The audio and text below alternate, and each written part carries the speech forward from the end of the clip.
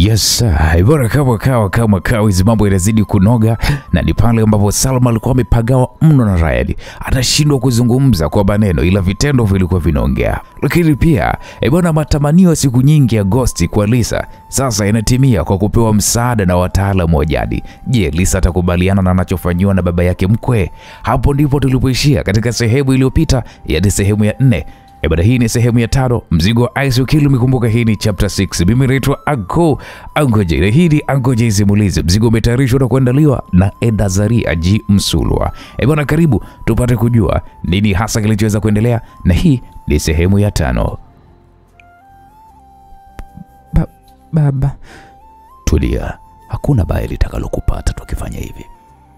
Ghost alizungumza kwa sauti ya mahaba, huku vidole vyake vikisogeza pembeni nguo ya ndani ya Lisa na kuanza kukishika kitumbua cha Lisa na kumfanya shushe pumzi taratibu, kwani katika maisha yake hajawahi kufikiria kwamba ipo siku atakuja kuruhusu mwili wake kuchezewa kiwango hiko tena na baba yake mkwe.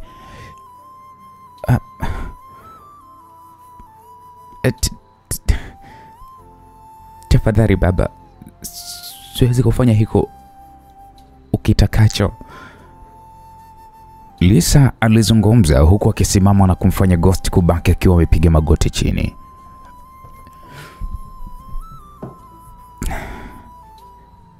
Namheshimu sana mume wangu.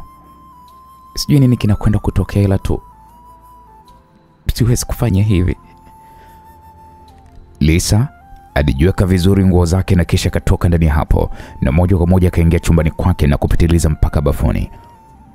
Alikaa juu ya sinki la choo na kuanza kulia kwa uchungu, kwani maisha yake yanakumbwa na shinikizo linalomfanya jute ni kwa nini alimsaidia baba yake mkwe kwenye nafasi ya kugombania urais.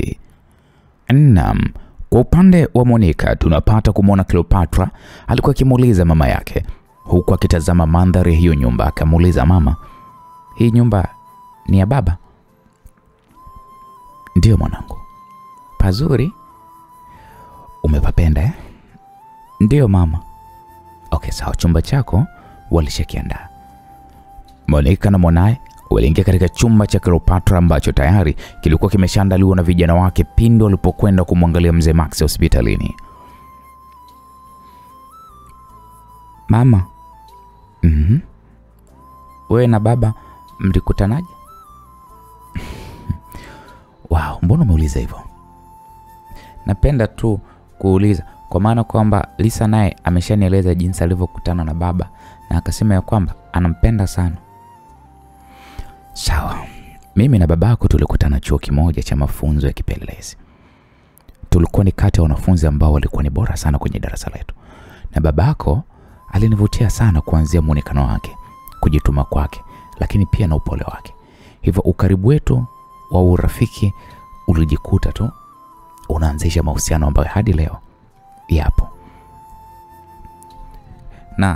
Na baba ni mtu aina gani? Maswali ya Cleopatra yalimfanya Monica kumtazama kwa sekunde kadhaa mwanae, huku akiwa na tabasamu. Baba yako kwanza ni mwanaume anayeipenda sana familia yake. Huwa yuko tayari kufa kwa ajili ya familia yake. Ni mwanaume mwenye upendo na anayejali. Anakupenda? Ndio, ananipenda. Kwa nini unaniuliza hivyo? Hamna mama. Kama kuna kitu chochote niambie mwanangu. Usinifiche, mimi ni mama yako. Sijawahi kuona mkiwa pamoja wewe na baba. Kama unavyojua, majukumu ya kikazi ni mengi mwanangu. Wewe mwenyewe unaona hata muda wa mimi na wewe kukaa ni mchache mno. Hapo sawa mama, nimekuelewa. Haya, pumzika, acha mimi nikaoge, kwa maana kwamba toka nimetoka safari sijapata muda wa kuoga na kupumzika. Sawa mama. Monica aliweza kumbusu binti yake shavuni na akatoka ndani humo. Akiwa hatua chache kutoka mlango wa binti yake, simu yake iliweza kuita. Alitazama akaona namba nyingine kutoka Dubai. Kwanza alitabasamu akiamini ni Ryan. Akaipokea. Hello? Hey mrembo. Sauti ya mheshimiwa rais ilimshtua sana Monica na kumfanya asimame huku akitazama mlango wa chumba cha binti yake. Alitembea na kisha akaingia chumbani mwake. Hivi wewe mzee unahitaji nini? Najua nini ninachokihitaji. Pesa yangu uloichukua kwa njia ya utapeli ndio ambayo ninahitaji. Pesa? Pesa gani? Monica, usijifanye wewe ni mshenzi. Mimi pia ni mshenzi zaidi yako. Tena mimi ni mshenzi aliyepitiliza. Sasa nakutumia video ambayo ndani ya masaa 12 nisipoipata pesa yangu tusilaumiane. Rais alikata simu na video dakika 1.5 ikaingia katika simu ya Monica. Monica alifungua. Alishtuka sana Monica mara baada ya kumwona mdogo wake wa kike akiwa ametekwa, ndugu yake wa pekee duniani ambaye ameishi kwa kumficha siku zote ili kumtenganisha na kazi yake ambayo ni hatari kwa 90%. Shit. Monica alipiga kelele huku akiwa amejiziba mdomo wake kwa mto, kwani anampenda mno mdogo wake huyo na amekuwa akiwasiliana naye kwa siri, na hakuna hata rafiki yake wa karibu anayefahamu ya kwamba ana mdogo wake wa kiume. Nafanya nini sasa Mungu wangu? Monica alilalama huku machozi yakimlengalenga. Alijaribu kuipiga namba ya mdogo wake ambaye anaishi Bangkok nchini Thailand. Alijitafakari kwa muda na kisha akampigia simu Ryan. Yes, hello. Ryan, naomba msaada wako. Monica. Ndio. Kuna nini? Ryan aliuliza huku akiweka bakuli la popcorn mezani. Huyo mshenza amemteka shemeji yako. Nani? Na shemeji yangu gani? Mbona sijakuelewa? Huyo mpuzi nilimchukulia pesa amemteka mdogo wangu wa kiume. Mdogo wako? Mbona hujui kunieleza chochote Monica juu ya mdogo wako? Ryan, sasa hivi sio muda wa kuweza kushauriana. Naomba unisaidie, nimekwama na sina kimbilio zaidi yako. Na kutumia video yake. Okay, sawa. Ametekwa akiwa yuko wapi? Yupo Bangkok, Thailand. Yeah. Ila mtekaji yuko hapa Dubai. Ametoka kunipigia dakika kama 4 hivi zilizopita. Okay, sawa Monica, nitumie video yake. Ryan alikata simu huku hamu yote ya kutazama TV kwanza ilimuisha. Akaitazama video hiyo iliyokuwa imetumwa, na kweli kijana huyo aliyetekwa anafanana sana na Monica, na hakuna hata haja ya kuuliza mara mbili kama ni ndugu. Okay, nitumie namba yake aliyokupigia nayo simu. Ryan alizungumza mara baada ya kumpigia Monica. Monica akasema sawa na kutumia sasa hivi. Ryan aliweza kukata simu na kufungua ujumbe wa message aliyokuwa umetumiwa. Alimpigia simu Salma. Simu ya Salma iliita mpaka ikakatika. Ukaingia ujumbe kwamba nipo kwenye kikao, nitakupigia nikitoka. Ryan akazima TV na akaondoka nyumbani kwa Salma. Alitembea mpaka hotelini na akapitiliza mpaka vyumbani kwao. Jojo akasema, Ryan mpenzi, asante sana. Jojo alizungumza huku akimkimbilia Ryan na kumkumbatia kwa furaha. Okay, poa. Hey, Naima, kuna issue imejitokeza. Issue gani? Njoo. Waliingia chumbani kwa Ryan. Sikiliza Naima. Monica yuko kwenye matatizo. Matatizo? Matatizo gani? Ryan ilibidi amuoneshe Naima video hiyo. Mbona umefanana, ni ndugu? Yeah, huyo ni mdogo wake. Sasa amejitahidi kumficha kwa miaka yote hiyo. Unajua hatuje kusikia kama na ndugu. Ni kweli, ila anahitaji msaada. Na hebu ifuatilie hiyo kwanza namba.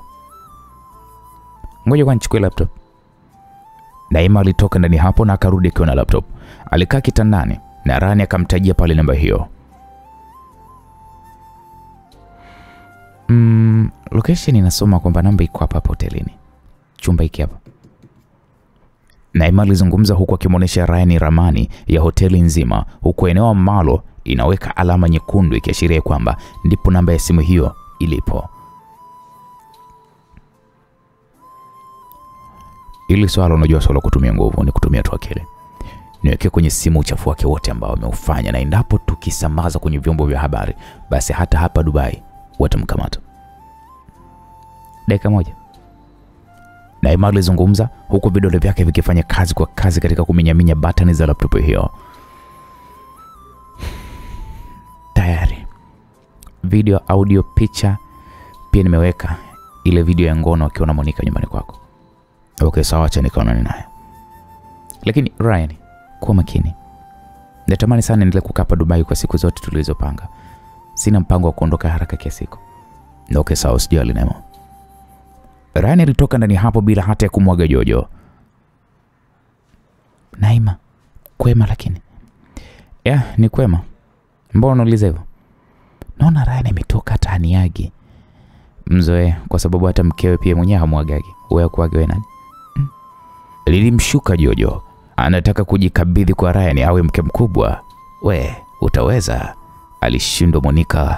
Utaweza wewe? Naam. Kwa upande wa Ryan akaonekana kuingia ndani ya lifti na alipandisha hadi ghorofa ya juu. Kwenye korido yenye milango mingi ya vyumba, akaitazama simu yake iliyokuwa inamuonesha ni wapi alipo Mheshimiwa Rais. Alitembea mpaka kwenye mlango wa chumba chake na kisha akagonga. Ikasikika sauti kutoka ndani kiuliza, "Wewe ni nani?" "Mimi ni Ryan." Mlango kafunguliwa na mlinzi ambaye walikuwa wameongozana na rais kuweza kuwavamia hotelini. Ryan akasema, "Nimekuja kwa amani." "Mwache ingie. Hakikisha hana silaha." Ryan alinyosha pale mikono juu, alipapaswa na mlinzi huyo na akajiridhisha hana silaha yoyote. Basi Ryan aliruhusiwa kuingia. "Naona maraya wako amekuagiza." "Sio malaya. Ni mama mwanangu, hivyo unapaswa kuwa na heshima." "Okay, nini kilichokuleta?" "Najua umemtaka shemeji yangu ili kufanya mabadilishano na pesa." "Hilo halikuhusu wewe." "Linapokuja swala la familia yangu huwa linanihusu.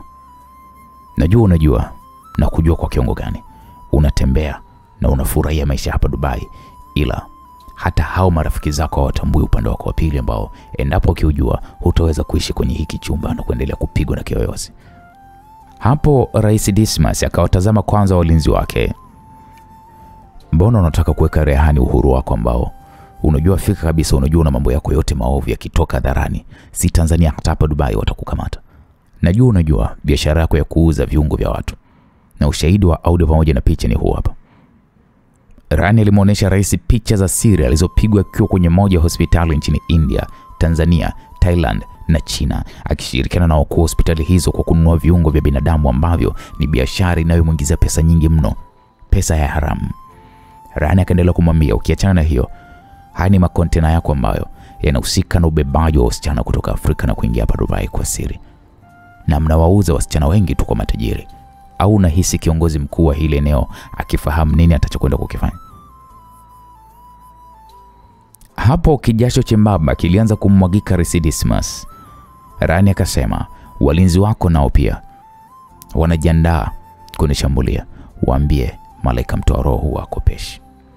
Anapomshukia mtu anayehitaji pumzi yake, anashuka jumla." Rais Dismas aliwapa ishara walinzi wake hao wawili waliokuwa wameshika viuno vyao eneo walipokuwa wamechomeka bastola zao tayari kwa kumshambulia Ryan.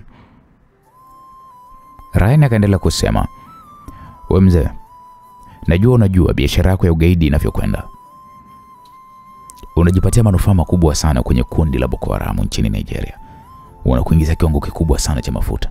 Akaunti zako za siri pia ambazo hata hao marafiki zako hapa Dubai hawazijui zina mabilioni ya dola, ila unajitahidi sana kutakatisha pesa ili ziingie kwenye mfumo halali uweze kuzitumia.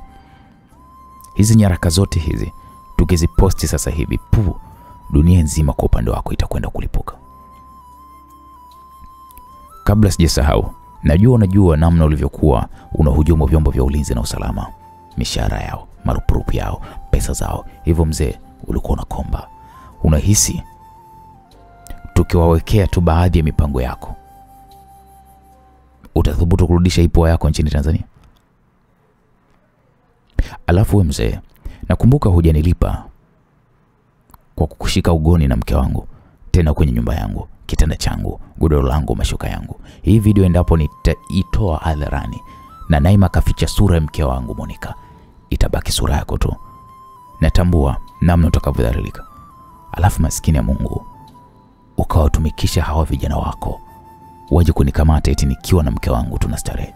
Sasa malipo ya kumnyandua kwako kustareheka kote kule amejilipa kwa kiwango cha pesa alizoweza kuzichukua. Alafu swala jingine, unajua ni namna gani Scorpion walivyofanya kazi na wewe. Kiufupi, ulikuwa tu puppet wao. Na hiyo ikiwafikia wananchi, yale yote mema uliyofanya yatazikwa kwa dakika tu, si ndio? Ebu naomba simu, rais alimwambia mmoja wa vijana wake. Huyo kijana akampatia simu rais. Rais akapiga huku akiwa anamtazama Ryan kwa macho makali yaliyojaa hasira. Ndio mkuu. Ebu mwacheni huyo. Na sio mwache tu mzee, wampandishe ndege ile nchini Tanzania kwa dadake. Ryan alizungumzia hivyo, lakini mzee huyu Rais Dismas akasema hayo sio makubaliano. Ryan akasema sijaje kufanya makubaliano na wewe. Fanya nilichokuambia na siri zako tutazilinda. Rais Dismas kwanza alishusha pumzi. Mpelekeni moja kwa moja airport na mkate tiketi ya kwenda nchini Tanzania. Sawa mkuu. Rais huyu mstaafu akakata simu. Ryan akasema, sikiliza mzee, alafu najua wewe na Ghost mlikuwa ni marafiki sana, ila mkamgeuka na kutaka kumuua, na mwisho wa siku mkasababisha kifo cha mamangu kwenye ile ajali. Sidhani kama Ghost akijua tupo pamoja hapa, ni nini atakachohitaji mimi nikufanye? Au mimi mwenyewe tu nini nikufanye kwa kumuua mamangu? Nisikiliza Ryan, mimi sikuhusika na ulikuwa ni mpango wa makamu wa rais. Ulihusika kwa sababu mlihitaji kuweza kugombania kiti cha urais, ila hilo mtashughulika nalo nyinyi wenyewe. Sawa, unaweza ukatoka sasa. Unasema ni mjinga? Nahitaji video ya thibitisho na si video ya kurekodiwa. Nahitaji kuona video call jinsi anavyopelekwa uwanja wa ndege, anavyopanda ndege na ndege inavyoondoka. Ila wewe Ryan, wewe mzee, usiongee sana. Ndio maana nimekuja kiamani. Nipo likizo. Alafu nyinyi jamaa kama hamnijui, basi nijitambulishe. Mimi ndio yule jasusi hata alikuwa kuindwa na serikali ya huyu mzee na wakashindwa. Waliniwekea sumu nife kama kwenye hii video baada ya kunitumia kwenye misheni zao za siri. Ila Mungu sio boka, au sio? Sikufa. Ushauri wangu wa bure tu, kama mnataka muuchukue au kama mtaki muache. Hawa watu hao wanaotumia kufanikisha malengo yao na kishatimia wanawaua kulinda siri zao. Sasa kama unajijua una familia, una watoto, ni vyema basi tukaleka hilo akilini. Maisha yako ni muhimu kuliko kazi zao hawa wazee. Rani akawaonesha walinzi hao video ya jinsi alivyofungiwa kwenye chumba chenye sumu. Njoo uone hapa. Rais alizungumza kwa kumuita Ryan. Ryan akamsogelea Rais Dismas na kutazama video call inayomuonyesha mdogo Monica anapofika uwanja wa ndege. Watekaji wakampatia pale hati ya kusafiria pamoja na tiketi. Ryan akasema waambie wampatie simu hiyo, aende nayo moja kwa moja kwenye ndege.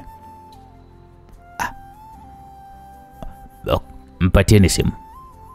Kweli hao vijana wa Rais Dismas wakampatia simu mdogo wa Monica, na alitembea na simu hiyo ikiwa iko online hadi akaingia ndani ya ndege na kukaa kwenye siti. Rani akasema, dogo vipi, uko salama? Ndio. Kata pale ndege itakapopaa. Sawa. Rani alitabasamu akiwa anamtazama shemeji yake huyo. Ndege ilipoanza safari, kijana huyo alikata simu. Rani akasema, asanteni kwa ushirikiano wenu. Iwe mwisho kumsumbua Monica. Leo nimekuja kirafiki, lakini wakati mwingine nitaondoka na kichwa chako mzee. Rani alitoka ndani hapo na kuingia kwenye lifti. Ujumbe wa message uliingia kwenye simu yake na akaufungua. Ujumbe ulisomeka, Rani, nimechoshwa na tabia zako. Nahitaji kuishi maisha mapya. Nahitaji kupata furaha ya maisha yangu, na ninahitaji pia tuachane, na ninahitaji kuolewa na mwanaume atakayeweza kunijali, kunipenda na kunithamini. Mimi Lisa. Hapo Rani macho alimtoka kwa mshangao.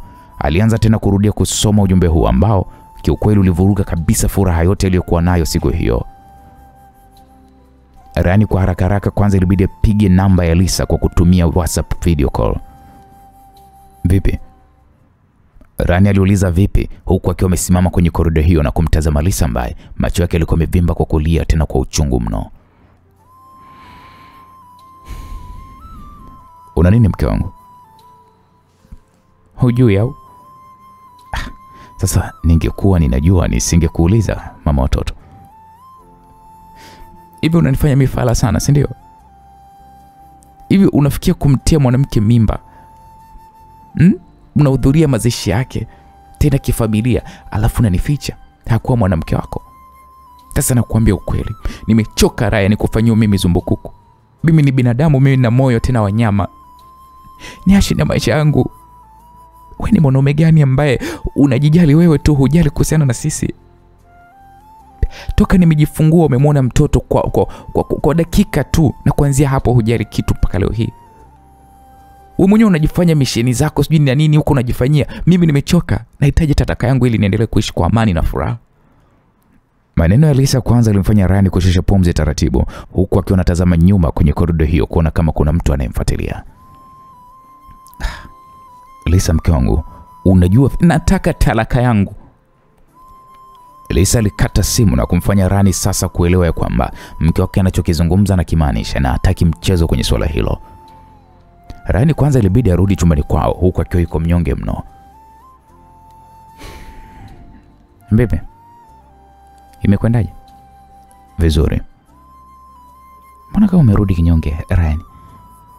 Naima alimdadisi Ryan huku akimtazama jinsi anavyokaa kwenye sofa taratibu. Lisa amenipigia simu. Anasemaje? Anataka talaka. Toba. Naima alikaa pembeni ya Ryan huku akimtazama. Hivi ulivyomwangalia alikuwa anamaanisha au? Ya, alikuwa anamaanisha anataka talaka. Ameongea pointi ambazo kiukweli mimi nimemwonea. Utafanyaje sasa? Inabidi nirudi nchini Tanzania nikalitatue ile tatizo. Ya, ni kweli. Na inabidi usichelewe, hakuna namna katika hili. Ila kabla ya kurudi mimi na swali moja nahitaji kuweza unijibu. Nakusikiliza. Unampenda kweli Lisa? Najua Naima. Lisa ndo mwanamke wa ndoto zangu, hata nitembee na wanawake wangapi, lakini Lisa atabaki kuwa ni mwanamke bora kuliko wote kwenye maisha yangu. Soma hii message. Naima alipokea simu ya Rani na kuisoma message aliyokuwa imetumiwa na Lisa.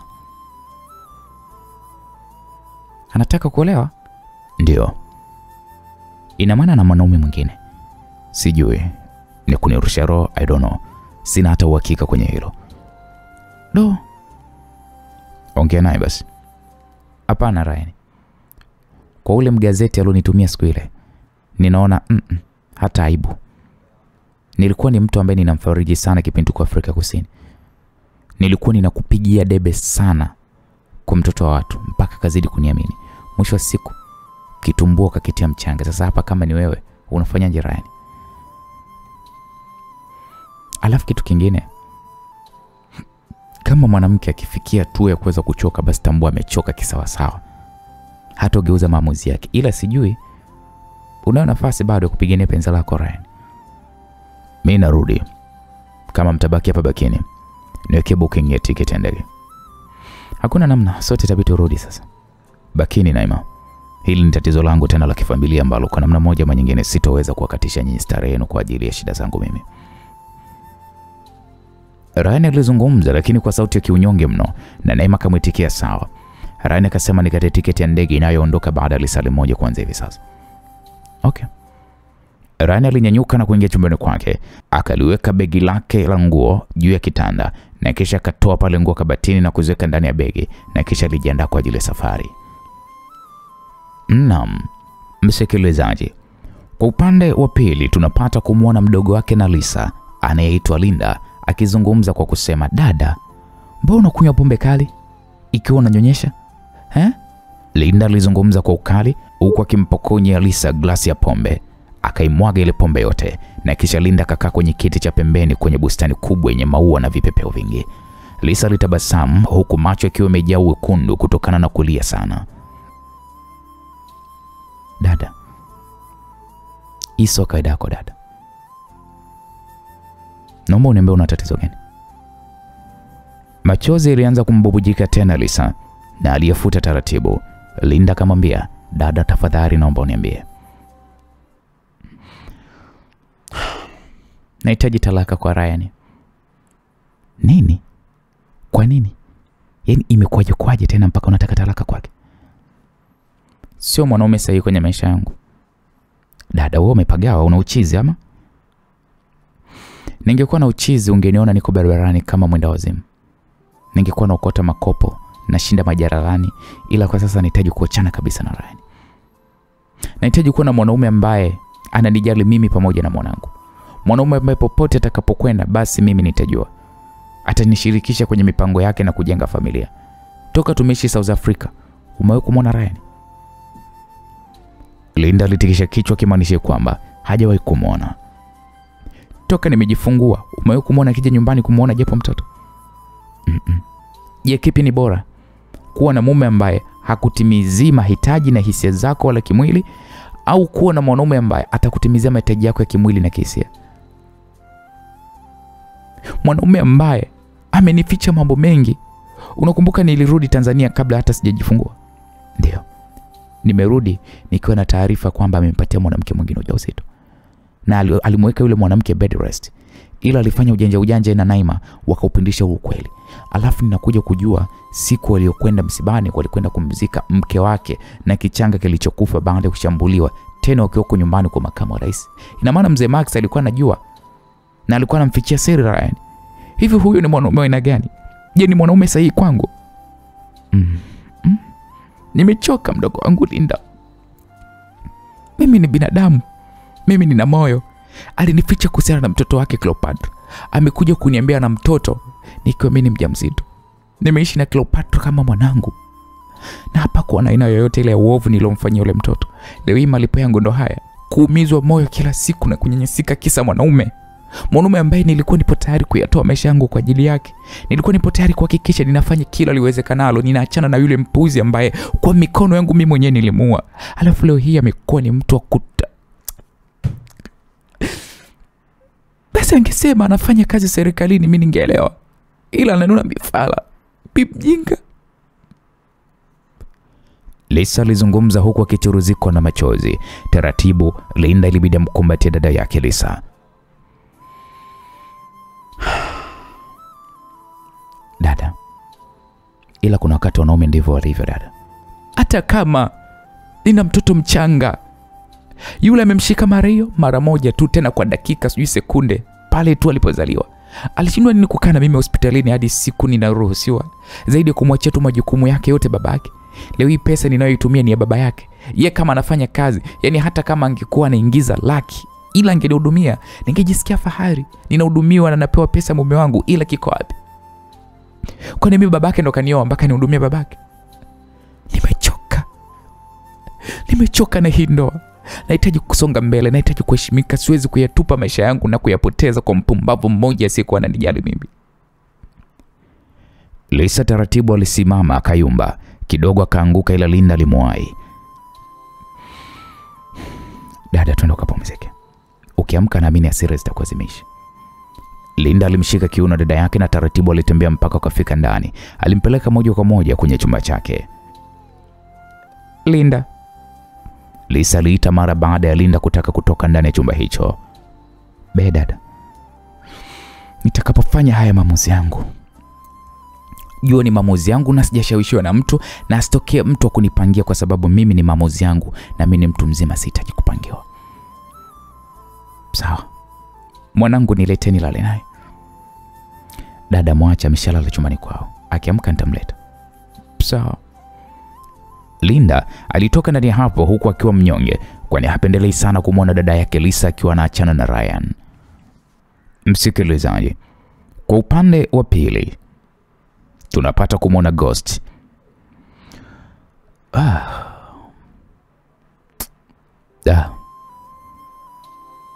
Mtoto, ilibaki kidogo tu aingie kwenye laini.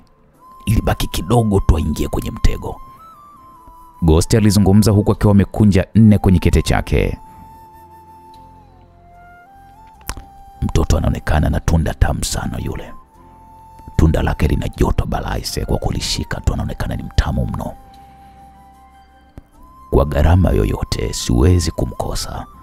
Nitahakikisha ninampata. Na siku akinipa nitampa shiwe kebabe. Atajua tu kwamba ng'ombe mzee hazeeki maini. Ghafla mlango wa ofisi ya Ghost uligongwa na kufanya Ghost akae vizuri. Ingia. Mheshimiwa, mkweo Linda yuko hapa. Mlinzi wa rais alizungumza hivyo. Oh, mruhusu aingie. Sawa mheshimiwa. Kweli, baada ya dakika tu kidogo Linda alionekana kuingia. Linda, karibu. Asante baba. Samani nimekuja kwenye kipindi cha majukumu yako. Hakuna shaka, Niambie nini kimekuleta? Linda alijifikiria kwanza kwa dakika kadhaa. Linda? Be, Niambie uko sawa kweli? sipo sawa baba. Imekuwaje tena? Una shida yoyote nikusaidia? Shida ipo kwa dada. Amekufanyaje tena? Nimemwacha hapo amelewa na mawazo mengi sana analia. Oh, Mungu wangu. Hebu ngoja kwanza nikamwone. Amelala, ila kuna swala ndilo ambalo limenitatiza. Swala gani hilo? Ghost aliuliza kwa msisitizo huku akiwa na wasiwasi. Dada anataka talaka kwa shemeji Ryan. Yaani baba, nimechanganyikiwa. Wow. Lisa, mbona unazidi kuniburudisha mimi? Ghost aliyazungumza hayo kimoyomoyo huku akiwa amejawa na furaha. Anataka talaka kwa jambo gani? Yaani ameongelea kuhusiana na shemeji kumpa mimba sijui mwanamke gani huyo ambaye kwa sasa ni marehemu. Yaani dada Lisa ameongea mambo mengi na shindwa hata kumuelewa. Baba, nakuomba kama utojali, nakuomba sana uweze kulizuia hilo lisitokee. Wewe ndio mtu ambaye unaweza kuzungumza na dada Lisa na akakuelewa. Linda alizungumza kwa sauti upole mno, lakini Ghost moyoni mwake alikuwa anasema, hebu kaangalia haka. Niongee naye nini sasa? Ikiwa hapo mimi ndo nataka kujipa nafasi nifurahie maisha na Lisa. Ghost alizungumza kimoyomoyo huku usoni mwake akionyesha kuwa na mshangao. Kama unasema Lisa amelewa, basi tumwache hadi atakapoamka. Kisha amka nitazungumza naye. Nyinyi nyote ni wanangu, hivyo sidhani kama kuna ambaye anaweza kunishinda kwenye hili. Asante baba. Usijali mwanangu. Baba, naomba namba Ryan kama unayo. Ryan anabadilisha namba, ila acha nikutafutie. Sawa baba, kazi njema. Linda alitoka ndani hapo na kumfanya Ghost kujinyosha mikono yake hewani, kwani wakati sasa kumpata Lisa anaona kabisa hauko mbali. Naam, msikilizaji, kwa upande wa pili tunapata kumwona Naima akizungumza huku akimtazama Ryan. Ryan alikuwa amesimama mbele yao huku gari ya hotelini hapo ikiwa inamsubiria. Hivi mimi nikuombe tu kwamba utufahamishe basi ukishafika nchini Tanzania. Sawa Naima. Hakikisha unamlinda huyu, unajua kwamba adui hayuko mbali. Usijali Ryan. Najua unajua uwezo wangu, sio kinyonge namna hiyo. Okay sawa. Hey Jojo, uwe makini, usimwamini mtu yote tofauti na Naima. Hakuna shaka mpenzi. Taratibu Jojo alimkumbatia Ryan. Mimi nitaikumbuka sana ndudu yako, imenikuna kisawasa. Kama mkeo akikataa kukusamehe, niko hapa kwa ajili yako, nitakuondoa mawazo yako yote. Jojo alimnongoneza hivyo Ryan. Ryan akamwambia nashukuru.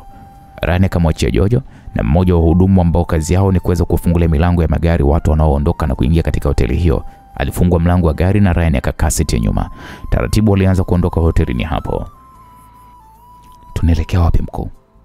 Niliwaambia uwanja wa ndege. Sawa. Ryan akaegemea siti huku kichwa chake kikiwa kimejaa na mawazo mengi mno. Ghafla simu ya Ryan ilianza kuita. Ryan, uko wapi?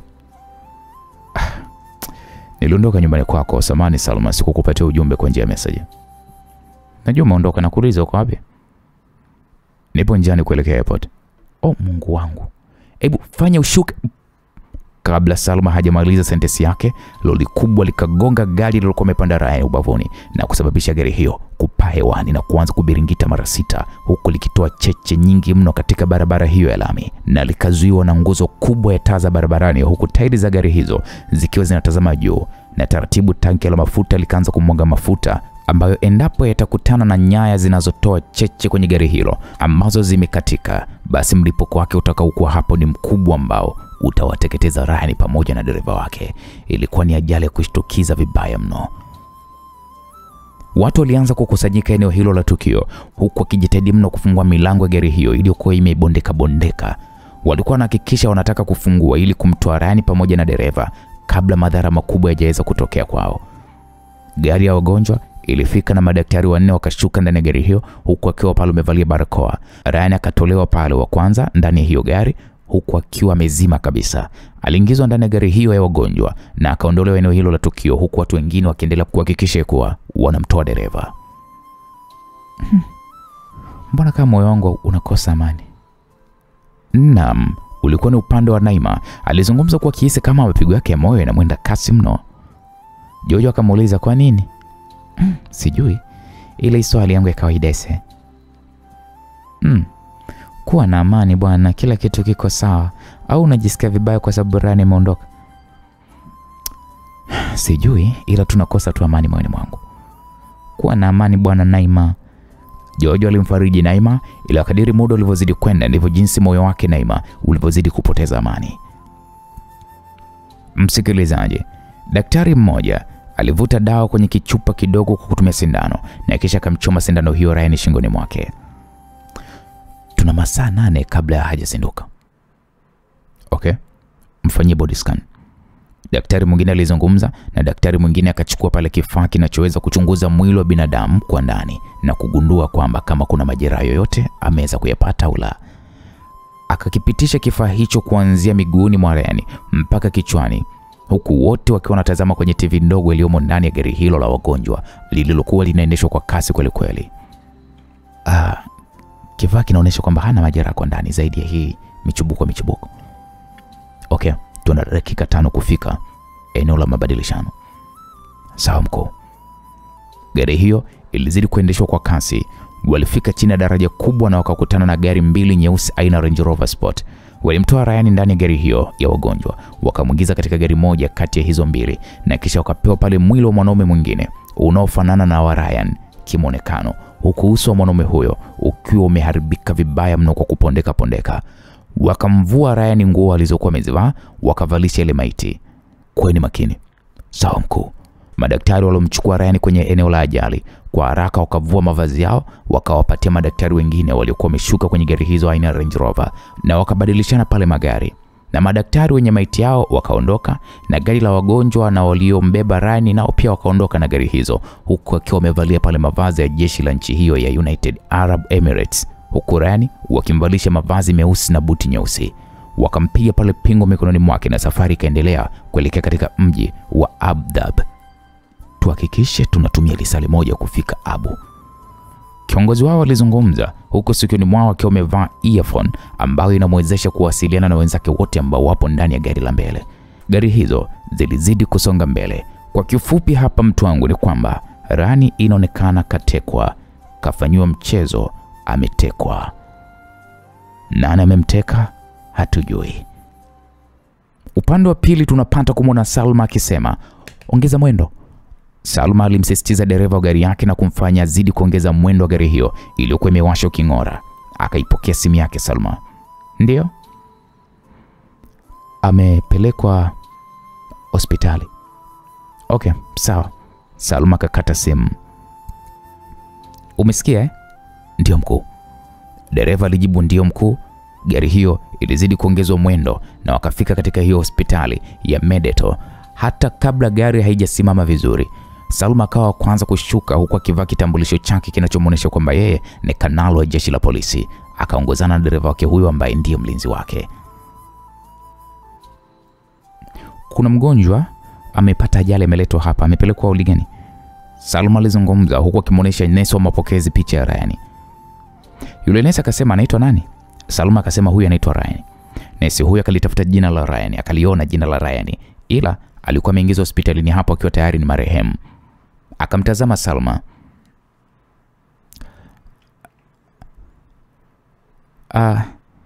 "Samahani dada yangu, ngoja niwasiliane na daktari." Salma alimuonesha nesi huyo kitambulisho chake ambacho hapo awali nesi huyo hakukizingatia. Nesi huyo akasema ya kwamba huyu anayemuulizia ameletwa hapa akiwa ameshafariki dunia na mwili wake umepelekwa mochwari. Jibu hilo lilimfanya Salma kuhisi mwili uishiwe nguvu, ila ilibidi ajikaze. "Okay, nahitaji kuona mwili wake. Sawa. Nesi huyo akamwelekeza Salma na Salma alianza kuongoza huku akijikaza kutembea, kitendo kilichomfanya mlinzi wake kugundua kwamba taarifa hiyo imemsumbua bosi wake. Mkuu, upo sawa? Ndio, Salma alijibu, na wakafika kwenye chumba cha kuhifadhia maiti. Akaonyesha kitambulisho chake na akataja jina la Ryan. Mtu mochwari alipitia pale orodha ya miili ya watu waliotambulika kimajina. Huyo unayemuulizia ndo ameletwa hapa dakika 45 zilizopita. Nahitaji kumwona. Wakaingia ndani ya mochwari na mhudumu huyo akafunua pale shuka jeupe lilotumika kufunika mwili huo. Shit. Salma alijikuta kitukana, na hii ni mara baada ya kuona uso wa marehemu ukiwa umepondeka sana. Ila ule mwili wake ukiutazama jinsi alivyo unaweza kusema Ryan kabisa, lakini sura ndio imepondeka vibaya mno. Yule mlinzi wa mochwari akasema, vipi, nifunike? Hapana. Salma alikataa. Alijikaza huku akiutazama mwili huo kwa umakini mno, na alianza kupata mashaka, japo amekaa muda mchache na Ryan, ila kuna viashiria vinamfanya siamini kama mwili huo ni wa Ryan. Nakuja. Salma alitoka ndani hapo na mlinzi wake. Mlinzi wake akamuuliza, vipi mkuu? Salma akasema, na mashaka na ule mwili. Kwani unamjua vizuri huyo Ryan? Hebu ngoja kwanza, kuna mtu ataweza kutambua. Salma alipiga simu kwa mkuu wa airport. Ndio Colonel Salma. Nahitaji msaada kupata CCTV kamera za mtu nitakayeweza kukutumia picha yake. Nahitaji kuweza kujua aliingia hapa Dubai akiwa na nani. Okay, sawa mkuu. Akaituma picha ya Ryan kwa mkuu huyo wa uwanja wa ndege, na baada ya dakika 5 akaingizwa picha 4 zinazomuonesha Ryan alipoingia Dubai alikuwa ameongozana na Naima na Jojo. Salma akapiga simu kwa meneja wa hoteli ambayo Ryan alikuwa amefikia.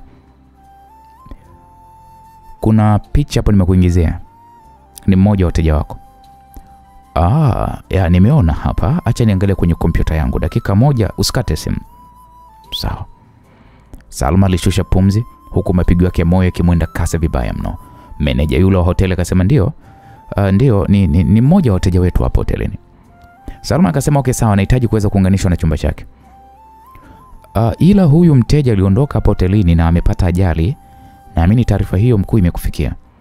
Salma akasema, najua kila kitu, ila aliongozana na wasichana wawili. Nahitaji kuzungumza nao. Okay, sawa mkuu, na kuunganisha na simu ya chumba chao. Naam, msikilizaji. Sasa huku ndani upande wa pili, mlio wa simu ya mezani ulimshtua Naima. Macho alimtoka na kumfanya aanze kutetemeka. Alisogelea simu hiyo na kunyanyua mkonga wa simu. Naima akasema, halo. Unazungumza na meneja hoteli, simu yako ninaiunganisha na kanali wa jeshi la polisi Bi Salma. Naima akasema sawa. Naima alijibu kiupole tu. Na ndipo hapo Salma akasema, naamini nazungumza na mmoja wa watu wa karibu na Ryan. Ndio. Na kuomba kama utojali, njoo hospitali ya Medoto, utakapomwelekeza dereva yote ule wa taxi atakufikisha. Ni kwema, lakini wewe njoo, utakuja kujua huku. Andika namba yangu pembeni, ukifika wasiliana na mimi. Naima alinakili namba ya Salma aliyokuwa ametajiwa kwenye simu yake na kisha akakata simu hiyo. Aliondoka hotelini hapo bila hata ya kuweza kumwaga Jojo aliyokuwa amelala chumbani kwake. Naima aliingia ndani ya taxi na kumtajia dereva jina la hiyo hospitali. Mungu wangu, naomba unisaidie kusio kuna jambo baya. Naima aliomba kimoyo moyo na alifikishwa hospitalini hapo. Alimlipa dereva na akashuka ndani ya taxi. Naima, karibu. Alikuwa ni mlinzi wa Salma aliyepewa jukumu la kumsubiria Naima. Alizungumza huku akimpa mkono Naima. Naima akasema, wewe ni nani? Naitwa Abdulkarim, ni afisa wa polisi. Naomba tuongozane. Naima akakishika vizuri kipochi chake na wakaanza kutembea kuelekea mochwari. Macho ya Naima alimtoka mara baada ya kusoma maandishi ya kibao kilichoandikwa kwa Kiarabu, chumba cha kuhifadhia maiti. Tumezungumza kwenye simu muda mchache. Ndio.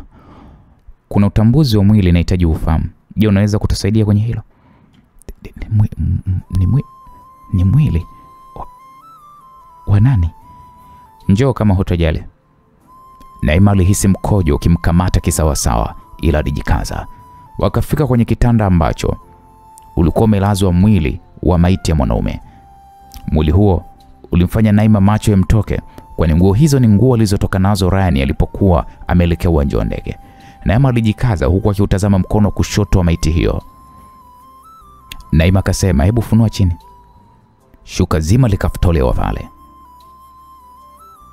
Naima akasema, hizi nguo ni za Ryan, ila mwili sio Ryan. Wamejaribu kuharibu uso, ila Ryan hayuko hivi. Naima alizungumza kwa kijisi anaanza kupata amani sasa moyoni mwake. Salma akamuuliza, una uhakika? Naima akasema 100%. Namjua Ryan kuliko hata mama yake mzazi anavyomjua. Hivyo huu sio mwili wake. Naomba tu mniambie imekwaje. Salma akasema, okay, nashukuru, twende. Wakatoka nje na kuanza kuelekea kwenye maegesho ya magari. Salma akasema, nilipata habari ya ajali kupangwa ambayo ilipangwa impate Ryan hiyo ajali, na nilimpigia dakika za mwisho kumtaarifu juu ya hilo, ila kabla hata sijampa taarifa kamili ikatokea ajali mbaya sana ya kugongwa kwa gari lao na lori. Hivyo wakati ninafika eneo la tukio nikakuta Ryan akiwa ameshatolewa na kuishwa hospitalini, huku dereva wa gari akiwa ameshafariki dunia. Ila watu walikuwa wanajitahidi sana kuhakikisha kabisa wanamtoa ndani ya gari kwa sababu alikuwa amebanwa na usukani. Mungu wangu, hivyo kuna mchezo utakuwa umefanyika. Salma aliposema hayo ya kwamba kuna mchezo utakuwa umefanyika, Naima alishusha pumzi taratibu. Naima akasema, unaweza kunifikisha eneo la ajali? Salma akasema ndio. Basi twendeni. Wakaondoka hospitalini hapo, wakafika eneo la ajali ilipokuwa imetokea. Naima katazama mazingira hayo ambayo tayari gari zilizopata ajali zilikuwa zimeondolewa na shughuli zinaendelea kama kawaida. Naima katazama kamera zilizofungwa eneo hilo. Akasema, naweza nikapata kuona kamera za CCTV? Salma akamwambia bila shaka. Kweli wakaelekea makao makuu ya polisi na kuingia katika jengo linalosimamia ulinzi wa kamera zote zilizofungwa kwenye mji huo wa kibiashara. Wakaonyeshwa pale namna ajali hiyo ilivyotokea. Naweza nikapiga picha au madaktari? Salma akamwambia ndio, unaweza tukupiga. Naima akapiga pale picha madaktari hao waliokuwa wamemchukua Ryan. Na umeona sura yake haijaribika. Naima alizungumza hivyo. Salma akasema, ya, ni kweli. Hao tunaweza tukawapata. Naima alizungumza hivyo kwa kujiamini kabisa. Walitoka ndani ya hilo jengo. Kama wameweza kubadilisha mwili sasa ni zaidi ya risali 1 na dakika 20 toka ajali itokee. Inamaanisha tuko nje ya muda. Alizungumza hayo Naima. Salma akasema, haijalishi, kikubwa ni kujua wahusika ni kina nani. Okay, unaweza kunirudisha hotelini? Ndio. Kwa hilo wakarudi hotelini na moja kwa moja wakaelekea katika chumba cha Naima, ambaye hakuwa na muda wa kupoteza zaidi ya kuwasha laptop yake na kuanza kazi ya kuzitafuta sura za madaktari waliomchukua Ryan ambao walikuwa wamevalia barakoa. Haikuwa kazi ngumu kwa Naima. Wanaonyesha ni wanajeshi wa jeshi lenu la nchi ya Dubai. Naima alizungumza huku akimgeuzia laptop Salma. Okay, hebu niingize picha zao na zituma kwa kakaangu kwa sababu pia ni waziri wa ulinzi. Okay, sawa. Salma mara baada ya kuingiziwa picha za wanajeshi hao akazituma kwa kaka yake ambaye ndiye kiongozi mkuu wa mji wa Dubai. Ujumbe mfupi uliingia ulimfanya Salma kupata matumaini. Naima akamuuliza, amekujibuje kakako? Salma akasema, amenijibu kwamba atanirudia kwa sababu wanatazama taarifa zao. Jojo yeye kwa upande wake alionekana kutoka chumbani kwake huku akipiga miayo. Akauliza pale kwema, wakamjibu kwema. Naima ndiye aliyemjibu. Hakuhitaji kuweza kumjulisha chochote Jojo kwa kilichokuwa kimetokea, lakini ghafla simu ya Salma ilianza kuita. Alisimama na kusogea dirishani na kisha kaipokea.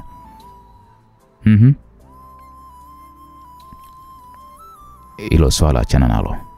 Sawa Salma, achana nalo kabisa. Na usijisumbue kwa sababu lipo nje ya uwezo wangu.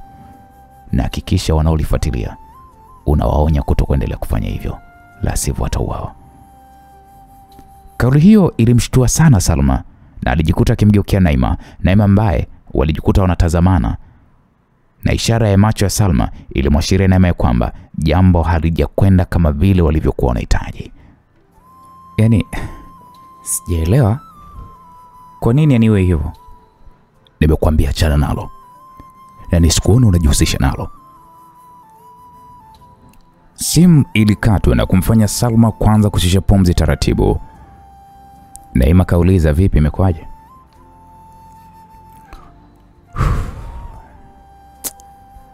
Pole Naima, hatuwezi kuendelea kulishughulikia hili. Samahani sana, lipo nje uwezo wangu na mimi nafuata amri za wakubwa wangu, hivyo samahani sana. Salma alitoka ndani hapo na kumfanya Naima baki huko mdomo wazi. Naima, unaweza kuniambia nini kinachoendelea? Achana mimi, siko sawa. Naima alibeba laptop yake na kaingia chumbani kwake na kujifungia kwa ndani. Alitafakari kwa sekunde kadhaa huku akiwaza ni nini cha kufanya. Monica. Naima alizungumza na kisha kaitafuta namba ya Monica, akampigia. Kwa upande wa pili huku sasa, Monica alijawa na tabasamu, na hii ni mara baada kumwona mdogo wake akishuka kwenye ndege ya abiria. Alimfuata na kumkumbatia pale kwa nguvu, akamwambia, pole mdogo wangu. Asante dada. Vipi, hujakuumiza kweli? Hapana sister. Ujue sikutegemea kama inaweza kuwa namna hii. Naomba unisamehe sana, tena sana mdogo wangu. Usijali dada, naelewa usiri na umuhimu wa kazi yako, ila kila kitu sasa kiko wazi. Ni kweli mdogo wangu unachosema. Utaishi hapa Tanzania, na kama maisha yako basi atakuwa nchini Tanzania, kwani adui anaweza akakutafuta muda wote na wakati wote. Nashukuru dada. Waliingia ndani ya gari na wakaondoka uwanjani hapo. Dada, unalindwa? Ndiyo Petro, nafasi nilionayo inapaswa mimi kuweza kulindwa. Nitake nisitake ni lazima nilindwe. Hongera sana sister. Nashukuru mdogo wangu.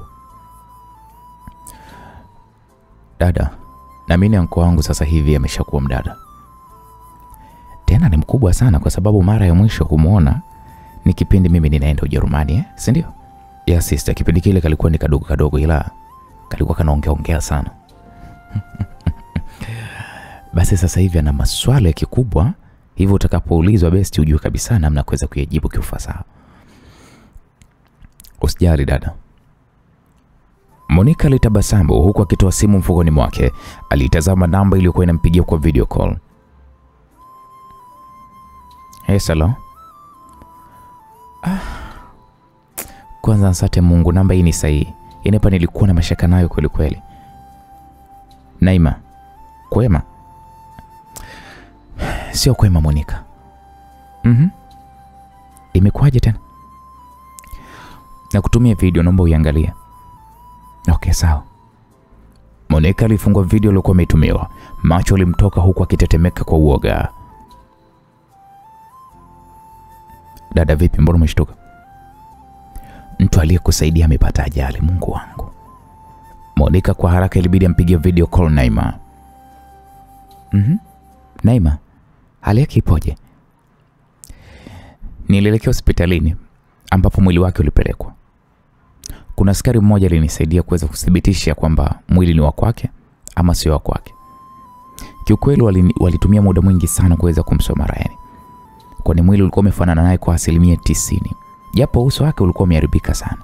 Hivyo niliweza kudhibitisha kwamba sio yeye. Asante Mungu. Kwa hiyo Ryan hajafa? Monica, shida ni kwamba nimegundua kwamba Ryan aliweza kubadilishwa njiani na amechukuliwa na makomando wa nchi hii ya United Arab Emirates. Askari huyo alijitahidi sana kuwasiliana na mamlaka ya vyombo vya juu, ila hawakumpa ushirikiano zaidi tu kumwambia kwamba ajiondoe kwenye hii kesi. Tafadhali sana Monica, nakuomba unisaidie tafadhali Monica, nakuomba.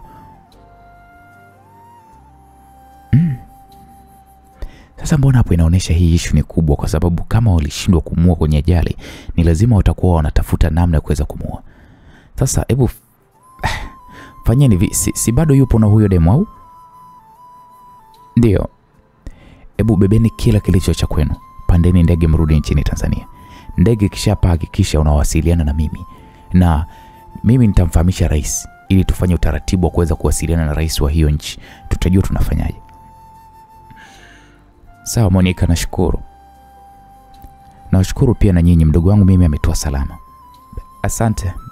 Baadaye. Okay, sawa. Naima alikata simu huku akinyanyuka kwa haraka na kisha alifungua mlango. Jojo, kusanya kila kilicho chako. Tunaondoka. Hatuli bata tena. Nimesema hivi tunaondoka. Nielewe mwanamke. Naima alizungumza kwa kufoka huku akimtazama Jojo kwa macho makali. Wakanyanyua pale kila kilicho chao na kuondoka hotelini hapo kwa kutumia usafiri wa basi. Walifika uwanja wa ndege, wakakata tiketi. Inabidi tusubirie kwa lisali moja. Ndege ndio inaondoka. Tuingie kwenye maduka ya kuuza hijabu, kama kuna watu wanataka kutufuatilia tuwakimbie. Sawa. Kweli wakaingia kwenye duka moja la mavazi ya kike ya Kiislamu lililopo hapo uwanja wa ndege. Wakanunua pale hijabu 2 na kuzivaa kwa haraka. Wakafunika nyuso zao kwa nikabu. Wakarudi kwenye sehemu ambapo abiria wanasubiria ndege. Naima, kwa nini kinachoendelea? Jojo aliuliza hilo swali na Naima akamwambia hatupo sehemu ya kuweza kulijadili hilo. Nikumomba tu Mungu tuingie ndani ya ndege na tuondoke salama. Sawa. Muda wa kutangaziwa ndege yao kuondoka uliweza kuwadia. Wakapanga pale mstari na abiria wengine, na walipofika sehemu za ukaguzi wakavua nikabu na wakaruhusiwa kuingia eneo ambalo abiria huelekea kwenye ndege. Waliingia ndani ya ndege hiyo ya abiria huku wao wakiwa wamekaa daraja la juu la biashara. Ndege taratibu ilianza kuondoka na kitendo cha ndege kuacha ardhi ya Dubai na kupaa angani kilimfanya Naima kuanza kushusha pumzi taratibu na kisha kampigia simu Monica. Naam. Kwa upande wa pili tunapata kumwona Ghost.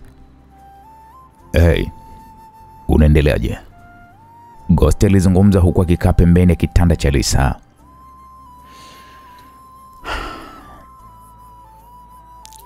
Ni kichwa tu kinaniuma. Uletewe dawa. Hapana, ni pombe nilokunywa. Vipi? Basi wakutengeneze supu nzuri. Sawa, ila kwa sasa sijisikii kutoka. Nitawaambia wakuletee huko. Okay, sawa, ni jambo jema. Linda ameniambia unahitaji kumpatia talaka Ryan. Ndio. Kwa nini unafanya hivyo? Unauliza kwa nini? Ikiwa unaona mwenendo mbovu wa mwanao, kwa sasa sitaki kuliongelea hilo. Nimempigia. Angekuwa ni mwanaume wa kujali, angepiga simu kunibembeleza, ila hadi sasa hivi ona, hakuna hata message ya kusema kwamba sorry. Sasa wakazi gani mtu aina hiyo? Unajua Lisa mwanangu, isije kawa mimi ndo chanzo cha kumpa yeye talaka. Wewe unaingiaje hapa? Mwanaume ananiacha kama kanda 2 za msalani. Anazitumia tu pale anapohitaji kuweza kuingia msalani. Ndio thamani yangu huonekana. Ila bila hivyo, mimi sina thamani mbele yake. Hanijali kwa lolote. Okay, sawa. Asinijali basi mimi. Anaachaje kutokumjali mtoto wake wa kumzaa? Inaniumiza sana. Najuta kuwa na mwanaume kama yeye. Usiseme hivyo. Unataka nisemaje? Mwanao ni mwema sana eti. Yaani hadi anampa mwanamke mwingine ujauzito. Max anajua. Yule ni mnafiki. Naima anajua. Ni mnafiki naye. Alafu unaniambia nisiseme hivyo. Niacheni na maisha yangu. Maisha yangu yanaweza kwenda kuliko hata kuwa na yeye. Lisa alizungumza kwa kufoka huku machozi yakimwagika. Hisi sasa hivi sio wakati mzuri wa kuzungumza. Acha kwanza ukuletee supu. Ghost alizungumza huku akinyanyuka. Lisa alimdaka mkono wake, akamvuta na kuangukia kifuani mwake. Lisa, endapo utauumiza moyo wangu na wewe kwa usaliti wowote, nitakuwa. Lisa alizungumza kama mwenda wazimu. Alimnyonya pale mabusu ya mdomo Ghost na kisha akamwachia. Sihitaji supu, nahitaji kuwa mimi mwenyewe kwa sasa. Ghost alitoka ndani hapo bila hata ya kuaga. Akatabasamu huku akiwa haamini ya kwamba karata zimebadilika hewani. Msikilizaji, kwa upande wa pili tunapata kuona simu ya Monica ilianza kuita. Monica akapokea kwa kuita Naima. Tumeshapanda ndege. Okay. Sawa, mimi nipo kwenye foleni naelekea Ikulu, baada ya dakika kama 10 hivi nitakuwa nimefika. Nashukuru. Naima, nitakufahamisha vile itakavyokuwa. Asante. Monica alikata simu, akarudia kuitazama video iliyokuwa imetumiwa na Naima. Monica na walinzi wake walifika Ikulu. Nisikilize dogo, usishuke ndani ya gari. Sawa dada. Monica alishuka ndani ya gari, akaongozana na walinzi wake wawili mpaka ofisini kwa Mheshimiwa Rais. Akauliza pale, rais yuko ofisini? Akaambiwa yupo kwenye makazi yake. Akaguna kwanza. Monica akajifikiria kwa muda. Sasa wakati anajifikiria, ghafla alitokea pale Mheshimiwa Rais. Akamwambia, Monica. Ndio baba, shikamoo. Marahaba, karibu. Rais akatangulia na Monica akawa anamfuata kwa nyuma huku walinzi wakibaki nje. Baba, leo unaonekana una furaha sana. Kiasi chake Monica, japo sio sana. Karibu kae. Vipi mjukuu wangu, anaendeleaje? Mungu anasaidia, anaendelea vizuri. Vipi mama na mwanae? Wanaendelea vizuri kabisa. Nini kilichokuleta? Ni taarifa mbaya. Ipi tena? Monica alijifikiria kwa sekunde kadhaa. Ni kuhusiana na Ryan. Imekuwaje? Hapo Monica akamkabidhi simu Ghost huku akimwekea video ya ajali ya Ryan. Mungu wangu. Hapa si ni Dubai hapa? Ndio. Na walijaribu kufeki kwa kuiweka maiti ambayo inafanania na mwili wa Ryan, ila waliiharibu sura. Ila Naima amethibitisha kwamba sio Ryan na Ryan amebadilishwa njiani. Unaposema amebadilishwa njiani unamaanisha nini? Kwa upelelezi mdogo aliofanya, Naima amegundua kwamba madaktari waliowahi kumchukua eneo la ajali kwa gari ya wagonjwa sio madaktari, bali ni wanajeshi wa nchi ya UAE. Na picha za maelezo yao zipo kwenye PDF alonitumia. Unaweza ukaifungua. Ghost kweli alifungua faili na kusoma maelezo ya mwanajeshi mmoja baada ya mwingine, huku wote wakiwa na sura zao halisi na pembeni ya sura zao kukiwa kuna picha za jinsi walivyovalia barakoa kwenye ajali. Sasa kwa nini wamemteka mwanangu? Sijajua kuna shinikizo gani. Na Naima anasema kuna askari mmoja alikuwa anamsaidia kwenye kupeleleza kesi hiyo, ila alionywa kutokuifuatilia hiyo kesi na kuachana nayo kabisa. Au watu waliotuvamia na Max wanatuma ujumbe kwetu? Sijajua mkuu. Ghost alinyanyuka kwenye sofa lilokuwa amekalia, akazunguka nyuma ya meza yake ya ofisi na kukaa kwenye kiti chake. Alinyanyua mkonga wa simu na kumpigia mshauri wake ambaye baada ya muda mfupi alifika ofisini hapo. Alimpatia simu ya Monica naye akatazama video hiyo. Alishtuka. Ghost akasema, haya, niambie tunafanyaje? Inabidi tuwasiliane na rais wa Dubai. Okay, fanya hivyo. Mshauri wa rais ambaye pia ndio katibu mkuu alipiga simu moja kwa moja ofisi ya rais katika nchi ya Dubai. Simu ikapokelewa na sekretari wa rais. Akaomba kuzungumza na rais na sekretari akaomba wawape kama dakika 10 watawarejea, kwani rais yupo kwenye kikao.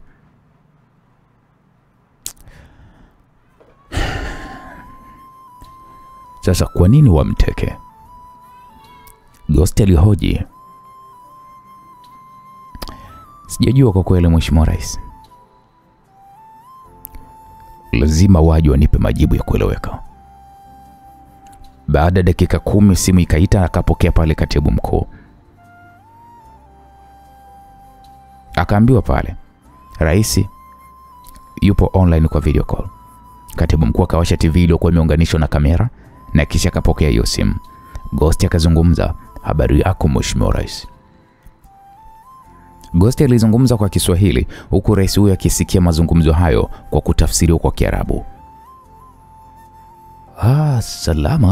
Salama sana Mheshimiwa Rais.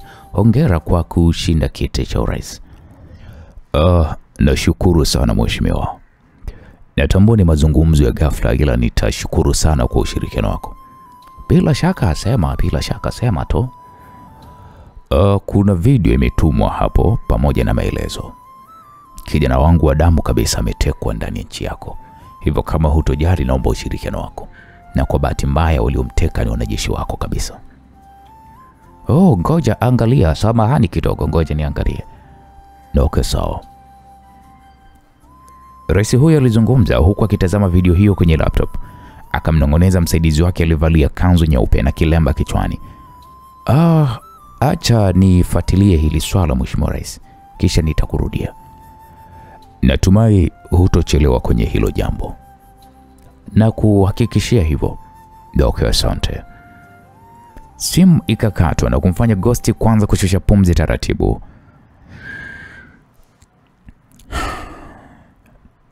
Tuweni wapole. Na imani kabisa watalishughulikia, kwani wasipofanya hivyo uhusiano wao na kwetu utakwenda kuyumba. Okay. Sawa Mheshimiwa Rais.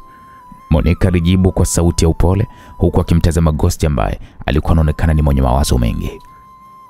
Naam, msikilizaji, kwa upande wa wale watu waliomchukua Ryan, baada ya kufika tu Abu Dhabi, wakaelekea moja kwa moja katika kiwanja cha ndege, wakaingia na Ryan ndani ya ndege hiyo binafsi na wakaondoka uwanjani hapo. Safari ilizidi kusonga mbele huku masaa yakizidi kukatika. Taratibu Ryan aliyefumba macho yake na aliwaona wanaume hao waliokuwa wamevalia nguo za jeshi wakiwa wamekaa kwenye siti tofauti tofauti, huku yeye akiwa amekaa kwenye siti yake, huku mikono yake ikiwa imefungwa pingu na pamoja na mkanda wa siti ya ndege. Alifumbua macho yake Ryan huku akijifanya kuzimia. Kichwani mwake aliendelea kuwapigia tu mahesabu wanajeshi hao ni namna gani atakavyoweza kuwamaliza. Naam. Ryan taratibu alianza kutengua mfupa kidole gumba cha pingu ya mkono kulia, kimya bila hata wanajeshi hao kuweza kufahamu kilichokuwa kinaendelea, kwani wana uhakika wapo salama ndani ya ndege, hivyo Ryan hawezi kutoroka, na sindano alomchoma wanaamini kabisa bado haijaisha mwilini mwake. Amebakisha risaa kabla hajazinduka, muongeze dozi. Sawa mkuu. Mwanajeshi mmoja akasimama, alichukua kichupa chenye dawa ya usingizi. Kwa kutumia kona ya jicho la kulia, Rani akaona pale maandishi katika kichupa hicho yanasomeka Midazolam, na akatambua moja kwa moja ni dawa ya usingizi na wanahitaji kumwongezea dozi. Taratibu akachomoa pale mkono wake katika pingu huku akiwa anaficha mikono yake katikati ya mapaja ili mwanajeshi huyo asiweze kuona. Kitendo cha mwanajeshi huyo kuinama kwa kasi ambayo mwanajeshi huyo hakuitarajia, Rani akaivunja shingo yake huku akichoma bastola aloining'iniza kiunoni. Mwanajeshi huyo akaanguka chini huku Rani akifungua mkanda wa siti, akasimama na kuwafanya wanajeshi wanne waliosalia kuduaa huku akiwa wanamtazama mwenzao akiwa ameshafariki dunia muda mrefu sana. Nataka mniambie, ni nani aliyowatuma? Swali la Ryan lilikosa majibu huku wanajeshi hao wakiwa katika mkao wa kujitayarisha kumshambulia. Ryan akaangalia mabegi yenye parachuti. Mwanajeshi mmoja kwa haraka akachoma bastola kiunoni mwake, ila kabla hata hajampiga Ryan alizawadiwa risasi ya kichwa na akafa pale pale. Ryan akawaambia, "Wekeni silaha zenu chini." Ryan alizungumza kwa msisitizo na kweli washikaji ilibidi watii amri, wakaona jamaa hana masihara. Ryan akauliza tena, "Ni nani aliyewatuma?" Ryan alizungumza huku akichukua begi moja na kisha kalivaa. Mwanajeshi mmoja akamrukia Ryan, alianza kupambana naye huku akijitahidi kumpokonya Ryan silaha yake, ila alijikuta akishindwa na risasi mbili zikaingia kifuani mwake. Wenzake wawili wakashindwa kumshambulia Ryan kwani walikuwa wamezibwa na mwili wa mwenzao. Ryan akapiga risasi kadhaa katika vioo vya madirisha ya ndege hiyo, vikapasuka na kupelekea upepo mwingi kuanza kuingia ndani ya ndege hiyo. Ndege ilianza kuyumba huku akiwa anarushwa kushoto kulia. Ryan alijitahidi mno kupambana na huo upepo uliokuwa unasababisha ndege kuyumba na kuwashinda marubani, na ndege ikapoteza mwelekeo. Ryan alifungua pale mlango wa ndege hiyo, alijirusha kutoka ndani ya ndege hiyo na kuanza kuelea angani. akaishuhudia ndege hiyo ikiwa inaelekea chini kwa kasi kwelikweli. Ilienda kujigongeza kwenye milima na ikalipuka pale pale katika milima ya mji wa Mutra katika kisiwa kidogo kilichopo nchi ya Yemen. Ryan alipokaribia futi kadhaa kabla ya kufika ardhini, alifungua parachuti hilo na kuanza kushuka taratibu kwenye eneo la karibu na ilipokuwa imetokea ajali ya ndege. Akalivua begi lenye parachuti na akakimbilia eneo ya ndege ilipokuwa imeangukia. Akakuta pale miili ya marubani pamoja na wanajeshi aliokuwa nao. Hapa nipo wapi? Ryan alizungumza huku akipanda juu kabisa ya mlima na kwa mbali akaona mji.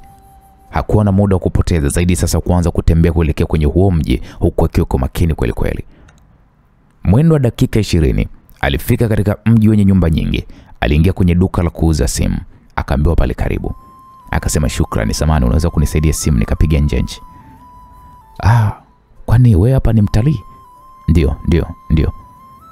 Mzee huyo mwenye ndevu usoni mwake alimtazama Ryan kwa sekunde kadhaa na kisha akamkabidhi simu. Ryan akamwambia nashukuru. Ryan alichukua simu hiyo na kisha akaiandika namba ya Monica akampigia.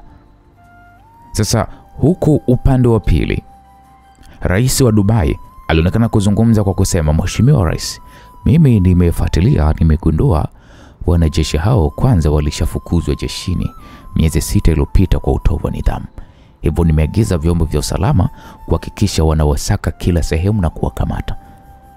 Huyo alikuwa ni Rais wa Dubai. Alikuwa akizungumza huku akimtazama Ghost kupitia video call. Ghost akasema nashukuru kwa mrejesho wako Mheshimiwa. Nina imani nawe kijana wangu atapatikana. Mimi na kuhakikishia hilo atapatikana. Monica ghafla kaitazama simu yake mkononi iliyokuwa inaita kwa mtetemeko, yani vibration. Namba iliyokuwa inampigia ni namba ngeni huku ikionyesha imetoka Yemen. Monica alisimama na kutoka ndani ya ofisi ya rais na kisha kaipokea simu. Yes, hello. Ryan, ndio nahitaji msaada wako Monica. Hey, simu inaonyesha uko Yemen. Ndio nahitaji kuweza kufika ubalozini. Okay, sawa. Subiri hapo na wasiliana na balozi sasa hivi. Atume watu kuja kukuchukua sehemu ulipo.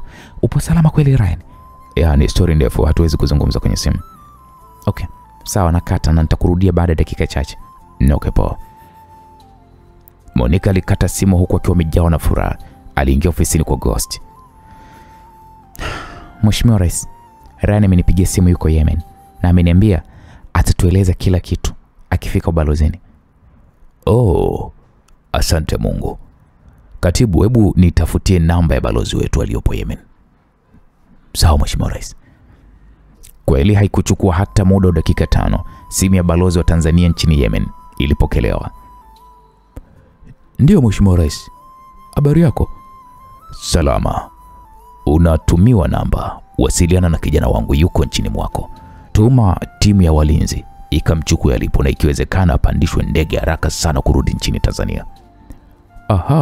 Sawa Mheshimiwa Rais. Natekeleza hilo. Ninashukuru. Ghost akakata simu. Sasa kuna haja kuwasiliana na Rais wa Dubai? Katibu mkuu aliuliza hilo swali. Ghost akasema bado hadi mwanangu arudi nyumbani. Sawa.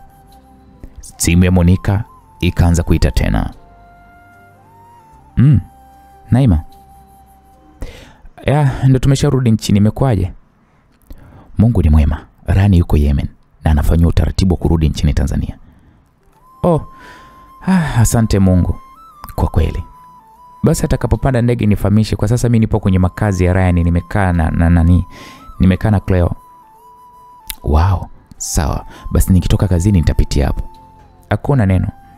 Monica alikata simu huku akiwa amejawa na tabasamu kweli kweli. Msikilizaji, tukirudi upande wa Ryan kule Yemen, yule mzee aliyokuwa amempatia simu Ryan alisema, Tanzania wewe unaishi sehemu gani? Swali la mzee huyo ambaye ni muuza duka lilimshtua Ryan. Ila Ryan akatabasamu akasema nakaa Dar es Salaam. Mimi kwa wakwe zangu ni Zanzibar. Mimi nimemoa mke wangu ni mwaka wa 30 sasa. Hongera sana mzee. Nashukuru sana. Na hata ulipokuja hapa nikajua kabisa wewe una asili ya Tanzania. Asante sana mzee wangu. Je, naweza kusubiri hadi watu wa ubarozidi waweze kufika hapa? Ndio, hakuna shaka. Na karibu na ujihisi uko nyumbani. Unajua sisi sote ni ndugu. Japo rangi ni tofauti, lakini haimaanishi tusitendeane mema. Ni kweli kabisa mzee wangu. Unatumia tende? Ndio. Mzee huyo alimpatia Ryan kikopo kilichojaa tende na chupa ya maji. Alianza pale kula taratibu. Kijana wangu wa kwanza anaishi Masaki, Dar es Salaam. Ameamua maisha yake akaishi kule, na ana duka kubwa tu la simu pale Kariakoo. Kwa hiyo Dar es Salaam mimi ni mwenyeji sana. Nashukuru sana mzee wangu. Wakayapeleka macho yao kwenye TV na kutazama taarifa ya ajali ya ndege iliyotokea kwenye huo mji. Aise, hii ni hapa kwetu hii ndege. Kumbe. Ndio, ni milimani kule. Basi Mungu azipumzishe roho za marehemu alipema peponi. Ryan alikuwa anazungumza kana kwamba yeye atambui chochote kuhusiana na ajali hiyo ya ndege. Mzee yule akamwitikia pale amen. Basi waliendelea kuzungumza mambo mengi na mzee huyo, huku akimhadithia historia ya kisiwa hicho. Baada ya kama lisali moja, walinzi 6 kutoka ubalozi wa nchi ya Tanzania walifika pale dukani kwa huyo mzee. Mzee wangu, kama utojali, naomba unipatie namba yako ya benki. Nikifika nchini Tanzania basi nikuwekee shukrani yangu. Hapana kijana wangu, mimi sihitaji malipo, nimefanya kwa utu. Hata mimi mzee wangu ninafanya kwa utu na wala hata soma malipo. Basi sawa. Mzee huyo aliandika namba ya akaunti yake kwenye kikaratasi. Kama utojali mzee wangu, andika na namba yako ya simu. Sawa, naandika hizi 2. Moja ni ya hapa dukani, hiyo uloitumia, na nyingine ni ya kwangu mia mkononi. Sawa mzee wangu, nashukuru sana. Rani aliagana na mzee huyo, alijitambulisha kwa jina la mzee Rahim, na kisha aliondoka na walinzi hao. Waliingia kwenye boti na wakaondoka hilo eneo. Walifika katika mji wa Al-Makula, wakaingia ndani ya magari na moja kwa moja wakaelekea ubalozini. Karibu sana kijana. Nashukuru sana. Je, unahitaji kupumzika au unataka kuunganisha safari? Balozi alizungumza kwa upole na ustaarabu. Rani akasema itakuwa vyema nikiunganisha. Okay, sawa. Basi vijana watakusindikiza mpaka uwanja wa ndege, na hizi dokumenti utazionyesha ufikapo pale uwanja wa ndege, na hii ni tiketi yako. Asante sana. Rani aliondoka ubalozini na akapelekwa mpaka uwanja wa ndege. Akafuata taratibu zote za kisheria, akaondoka nchini Yemen na ndege ya shirika la Air Tanzania kurudi nchini Tanzania. Naam, msikilizaji, kwa upande wa pili, Monica alionekana kumsalimia Lisa. Alimwambia hai. Monica alimsalimia Lisa, na hii ni mara baada ya kukutana naye kwenye korido ya Ikulu. Lisa akaitikia hai. Wakapishana, ila Monica akasimama na kumtazama Lisa aliyekuwa anatembea kiuchovu. Ilibidi amfuate, akamwambia, "Hey Lisa, una dakika tukazungumza?" "Monica, mimi na wewe tuna kipi cha kuongea?" "Tafadhali Lisa." "Okay, sawa, dakika 5 nakupa." Wakakaa kwenye eneo la kupumzikia wafanyakazi. "Na kusikiliza." Lisa alizungumza huku macho yakiwa yametawaliwa na wekundu, huku yakiwa yamevimba kiasi. Monica akasema, "Kwanza pole." "Kwa lipi?" "Nahisi uliumia kusikia kwamba..." Wewe na Ryan mmerudiana, si ndio ama?" "Hapana, sijamaanisha hivyo Lisa."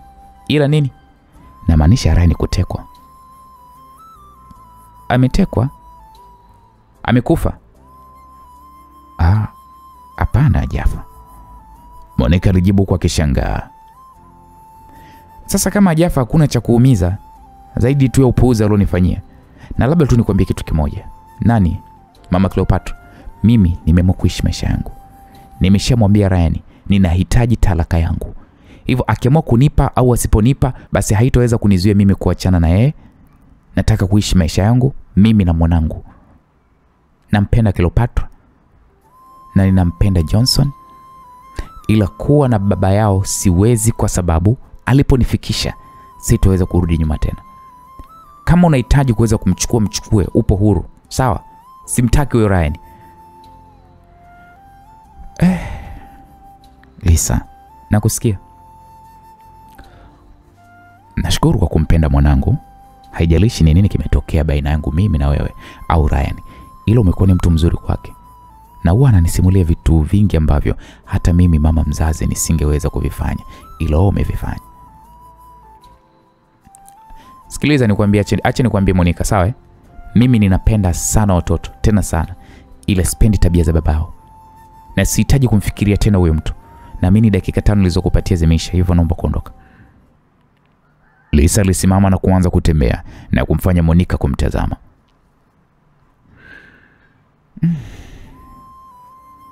Hivi Ryan amerogwa eh?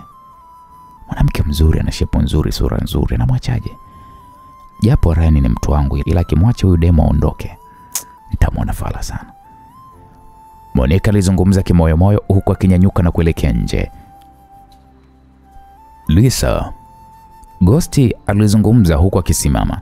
Lisa akamtazama Ghost na kisha kafunga mlango wa ofisi kwa ndani na kisha kavua nguo zake na kubaki kama alivyozaliwa. Nimekuja, nataka unitie. Ghost alibaki mdomo wazi huku akimtazama Lisa jinsi alivyokuwa ameumbika. Sasa sijui Lisa anafanya haya maamuzi kwa hasira, hatujui, lakini kwa haraka Ghost akamsogelea Lisa, wakaanza pale kunyonyana mate mpaka akamlaza kwenye sofa. Ghost akaivua suruali yake, mwili ukaanza pale kumtetemeka huku jogo wake akilala na kushindwa kabisa kufurukuta. Vipi? Mbona isimami? Lisa aliuliza huku akinywa waini alokuwa ameinywa muda mfupi tu uliokuwa umepita.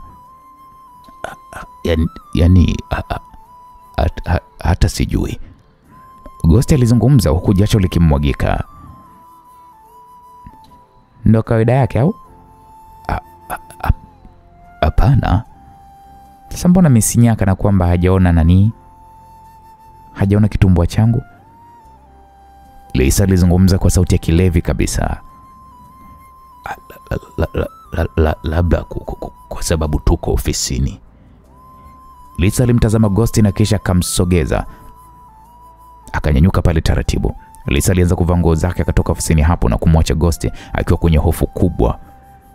Kwani toka kuzaliwa kwake hajawahi kukutana na hali kama hiyo, na kwa jinsi alivyokuwa amemtamani Lisa aliamini kujileta kwa Lisa ilikuwa ni nafasi yake kwake, ni kama bahati hivi. Taratibu Ghost alivaa suruali yake na kukaa kwenye kiti chake huku macho akimtoka akiwa haelewi ni nini kimempata. Kwa nini mzigo haujasimama? Kwa nini ameshindwa kula mzigo? Shit. Naam, alikuwa ni Judy huyo. Alipiga meza kwa nguvu huku akiwa amejawa na hasira kali, na hii ni mara baada ya kuweza kuiona ndege aliyokuwa amewakodisha wanajeshi aliyokuwa amewapa kazi ya kumteka Ryan ikiwa imeanguka kwenye kisiwa cha nchi ya Yemen. Shukuru Mungu amekufa. Eddie alizungumza huku akimtazama Judy usoni mwake. Hakuna cha kushukuru kwa sababu yeye hayuko pale. Hilo mimi najua. So ametuma picha hii, wamemshikilia. Judy alizungumza huku akimuonesha Eddie picha. Najua pia. Na ndio maana nimekuambia shukuru Mungu wameuawa na ndege imeanguka kupoteza ushahidi. Judy, nilikuachia ufanye hii operation wewe mwenyewe, ila imeshindikana. Na nilikupa nafasi ya mwisho kumwinda Ryan, ila umefeli. Sasa hili sio ombi, ni amri. Achana na Ryan. Tena mwisho leo, kwa sababu sitokaribisha vita yake hapa kwa kambi yangu. Na endapo nitajua umenizunguka kwenye kumsaka yule dogo kwa mara nyingine tena, basi najua unajua maamuzi yangu yatakavyokuwa magumu juu yako. Nikutakia usiku mwema. Eddie alimaliza pale kunywa whisky iliyokuwa imesalia kwenye glasi na kisha akasimama na kuelekea chumbani kwake na kumwacha Judy akibaki tu hana cha kujitetea, kwani kila alichokuwa amekipanga dhidi ya Ryan kimeshindikana, kwani ili kumdhuru Ghost ni lazima umwanze mtoto wake, la sivyo hutoweza kumdhuru Ghost. Judy akatoa sigara kwenye box, aliiwasha na kisha alianza kuivuta kwa fujo. Ila Ryan hajanikosea kitu. Hajanikosea kitu. Isingekuwa yeye, nisingekuwa hapa kwa kweli. Judy aliwaza hayo akilini mwake. Nisamehe Ryan kwa kuwa mpumbavu. Mungu, nisaidie asifahamu chochote kama ni mimi ndiye nimehusika na hayo yote.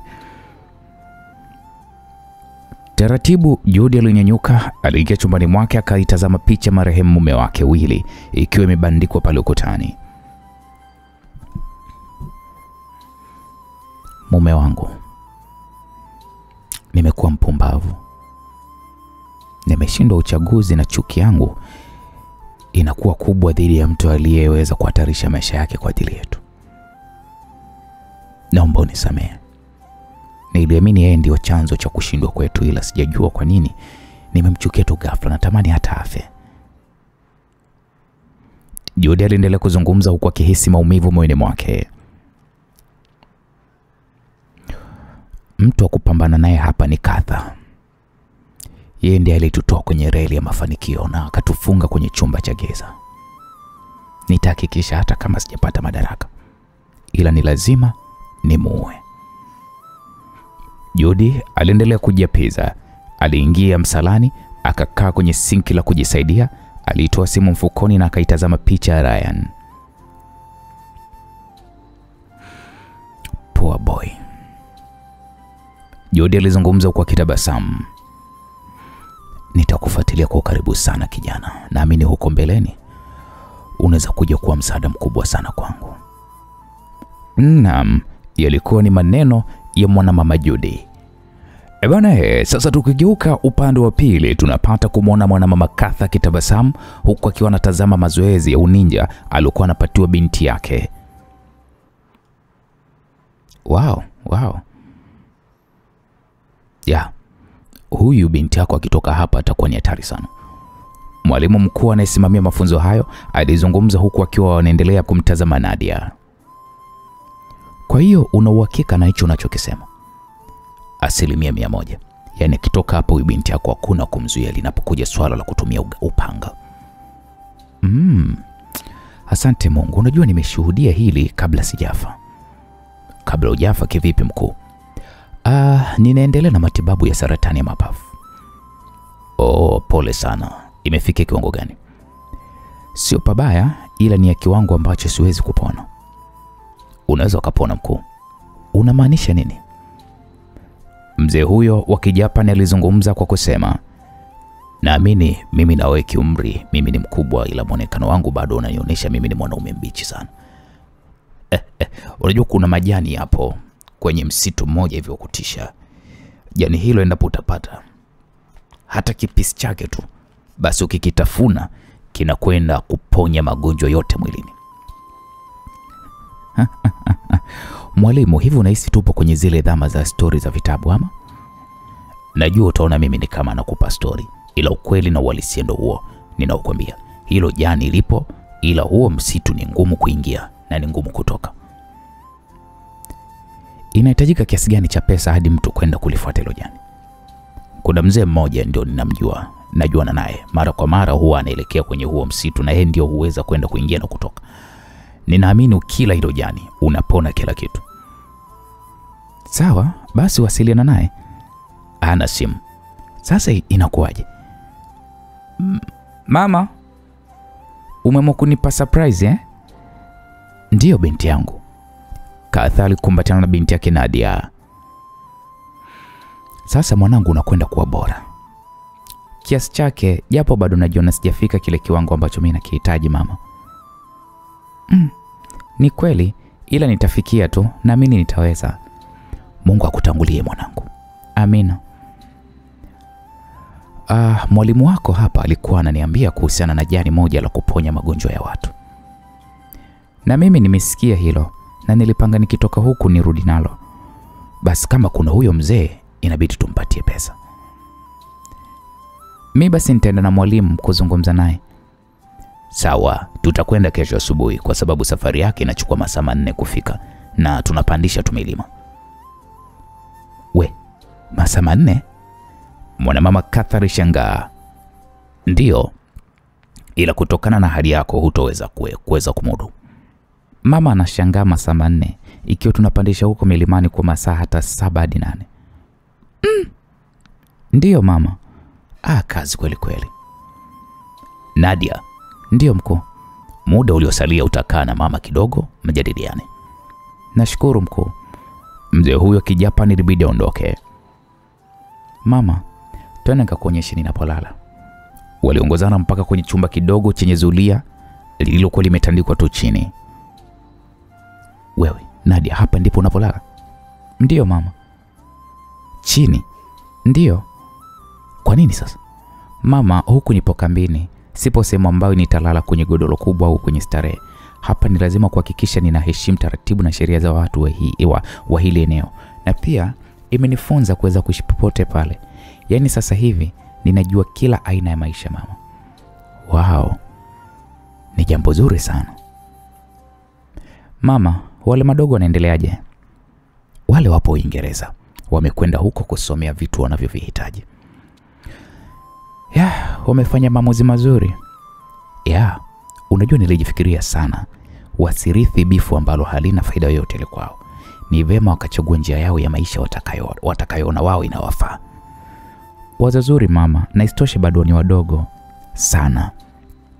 Mama, Eddie hajakutafuta? Hapana, kwa nini anitafuta? Nimeuliza tu. Unahisi anaweza kunitafuta kwa ushenzi aliofanya? Mama, kuna taarifa za ndani Ikulu nimezipata. Zinasemaje? Rani na babake wameungana kiasi kwamba alitaka kupewa nafasi kwa mkurugenzi wa shirika la X. Sasa kama maadui tu wanaweza kuungana kupigania walichonacho, kimenifanya nitafakari sana, kwani nguvu walionayo inakwenda kuwa ni kubwa sana mama. Kwa unahitaji tufanyaje binti yangu? Ili kuwaondoa Ghost na mwanae kwenye utawala, inatupasa kuungana na Eddie. Hiyo ni ndoto isiyokucha mwanangu. Mama, sio ndoto. Hakuna makosa yasiyosameheka, na hata iweje sisi ni familia na tutaendelea kuwa familia hadi siku za mwisho za maisha yetu. Mbona mama Kata kwanza alipshusha pumzi taratibu. Hivi unatambua kwamba baba yako yuko na Judy, ambaye nilifanya kila liwezekanalo kumuondoa madarakani? Sasa wewe unaposema kwamba tuungane na baba yako, yani inakuwa ni sawa na kujipeleka kwenye kisima cha mamba. Hata iweje Judy hawezi kunisamehe. Mama, tunadhania, ila natupasa kujaribu kuongea naye. Wewe mtoto wewe. Sio mtoto mama. Lazima tuungane kuhakikisha nguvu yetu inakuwa ni kubwa. Tukiendelea kucheka Ghost na mwanae wataendelea kushikamana na wataitawala ile nchi kama wanavyotawala biashara zao. Hebu nipe muda kulitafakari. Sawa, hilo ni wazo langu tu. Unaweza kulichukua au unaweza kaliacha. Okay. Nimekuelewa Nadia. Naam, msikilizaji. Kwa upande wa pili, tunapata kuona macho ya Monica yakiwa yanaangaza kwa abiria waliokuwa na shuka ndani ya ndege. Alitazama saa yake mkononi, ilikuwa inaonyesha ni saa 8 za usiku. Alimwona Ryan akishuka kwenye ndege hiyo, alimpungia mkono na Ryan alimwona. Ryan alipokaribia karibu alimkumbatia na kisha kambusu Monica. Mbona umekuja kunipokelea ndani kabisa? Nimeamua kufanya hivi mpenzi. Unaona hisia kwamba nisingekuja kukupokea, ungejisikiaje ikiwa umenipigia mimi kuniomba msaada? Okay, sawa Monica, nimechoka sana na mawazo mengi sana, nahitaji kupumzika. Hakuna shaka, nimekuandalia chumba na mwanao anakusubiria. Waliingia ndani ya gari la Monica huku gari mbili za walinzi wake, moja ikiwa imetangulia mbele na nyingine ikifuata kwa nyuma, ziliondoka uwanjani hapo kwa mwendo wa taratibu. Baba yako alifanya mawasiliano na rais wa Dubai. Kwa sababu gani? Wanajeshi wao ndio wamehusika katika kukuteka. Na walivyo watu wa ajabu, walifeki mwili wako na Naima aliweza kuthibitisha mochwari ya kwamba haukuwa mwili wako. Hapo watu waliokuchukua eneo la ajali walijifanya kama madaktari. Walikuja na gari la wagonjwa. Tumegundua kwamba wao ni wanajeshi wa hiyo nchi ya Dubai. Nani sasa amewatuma? Rais wao anasema kwamba wanajeshi hao walishafukuzwa kwenye jeshi lao kwa utovu wa nidhamu. Ila katika kuwafuatilia kwa kina tumegundua kwamba bado wapo ndani ya jeshi na ni moja ya kitengo cha operation maalum. Imekuwaje? Nimechoka Monica, nahitaji tu kupumzika. Unajua sijapata muda kabisa wa kufumba macho yangu. Okay, sawa. Kweli walifika nyumbani kwa Ryan, walipokelewa pale na Naima. Naima akasema, pole sana kaka, unajua nilihisi kwamba sitokuona tena. Mungu amesaidia kwa kweli. Mmepika nini? Tulikanga tu viazi. Basi naendeleeni kwa maana kwamba nina njaa ya kufa mtu jamani. Basi ngoja niingie jikoni nikupikie mume wangu. Umesema Cleopatra yuko hapa? Lakini ameshalala. Nitamsalimia asubuhi. Naima, naomba maji ya kunywa. Okay, sawa. Ryan alivua nguo alizozivaa na kisha alipandisha miguu yake juu ya meza. Akaipokea glasi ya maji na kunywa yote bila hata ya kupumzika. Naima akamuuliza, unahitaji tena? Akamwambia ndio. Kwa Naima ikabidi arudi na chupa ya maji na kumkabidhi Ryan. Alikunywa maji yote. Naima, niambia umegundua nini kwa hao Shenzi? Nilichogundua hadi sasa ni wanajeshi wa nchi ya UAE, ni Special Force. Unataka kuniambia nchi hiyo inahusika kwenye huu mpango? Sijajua. Kwanza niambie Ryan, imekwaje? Ngoja Monica aje tuzungumze. Vipi, amkupata tabu ya kuweza kurudi nchini? Hapana. Ila ilibidi tuondoke kwa tahadhari, kwani hatukujua ni nani ambaye angeweza kutudhuru kama walivyofanya kwako wewe. Muda kidogo Monica akarudi akiwa na sahani ya chakula. Alimkabidhi Ryan na akaanza kula bila hata ya kumsemesha yoyote. Baada ya kumaliza aliweka sahani mezani. Unajua, mimi nimekuja kushtuka nipo ndani ya ndege. Na watu walioniteka walikuwa wamevaa mavazi ya kijeshi, na nilijua ni hatari zaidi pale walipotaka kuweza kunichoma sindano nyingine ya usingizi.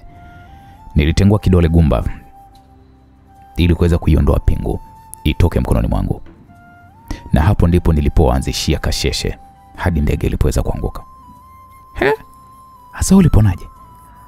Niliwahi kuvaa begi la parachute, na wanavyoonekana kutumwa kwao kwangu hawakuwa na taarifa kamili, kwani wasingeweza kunifunga pingu kama vile kibaka. Laiti wangekuwa na taarifa zangu mimi kamili, wangenipiga macheni miguuni, mikononi na kila sehemu. Lakini walikuwa wana taarifa kuhusu mimi, wakanipiga tu pingu kikawaida. Naima, endelea kuhakikisha unatafuta nani amehusika kuwatuma, kwa sababu nahitaji kuhakikisha ninawasaka, kwani kama wameshindwa leo, kesho watarudi tena.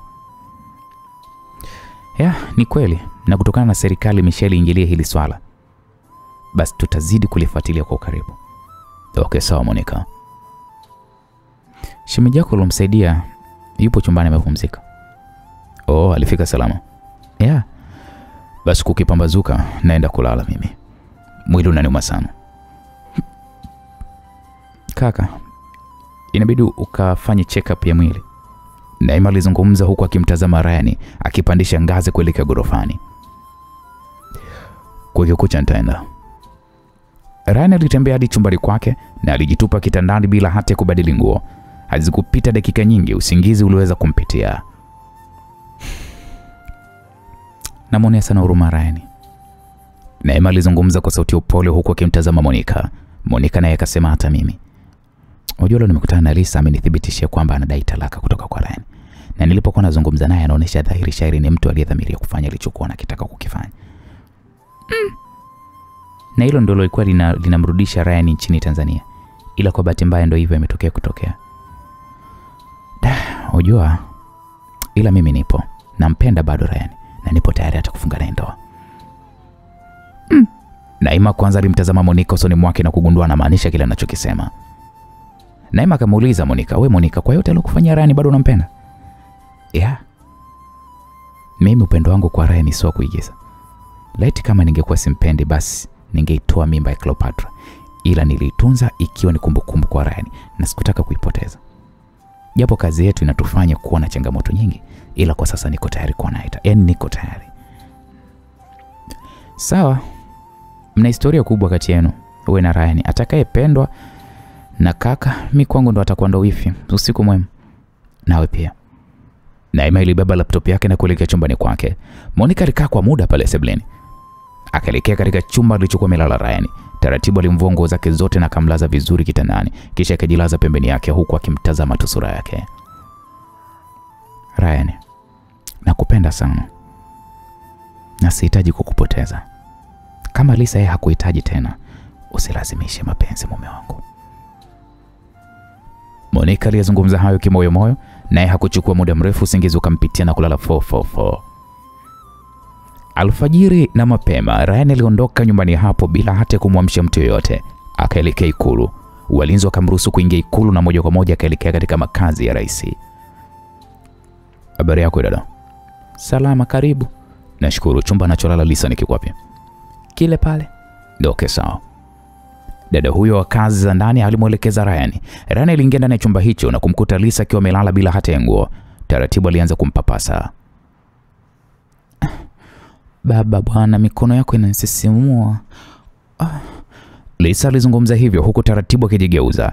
Alishtuka na kukurupuka mara baada ya kukutana na Ryan uso kwa uso, kitu ambacho hakukitarajia kabisa. Bwana, mambo yanazidi kunoga mtu wangu. Lisa bila kutarajia amejikuta kiropoka kihisi ya kwamba anayempapasa ni Ghosti. Je, ni kitu gani Ryan atakifanya baada ya kusikia kauli hiyo kutoka kwa mke wake? Bwana, usikose kufuatilia katika sehemu ya 6 Mzigo wa Ice You Kill Me Chapter 6. Mimi naitwa Uncle J. Asante na kwaheri.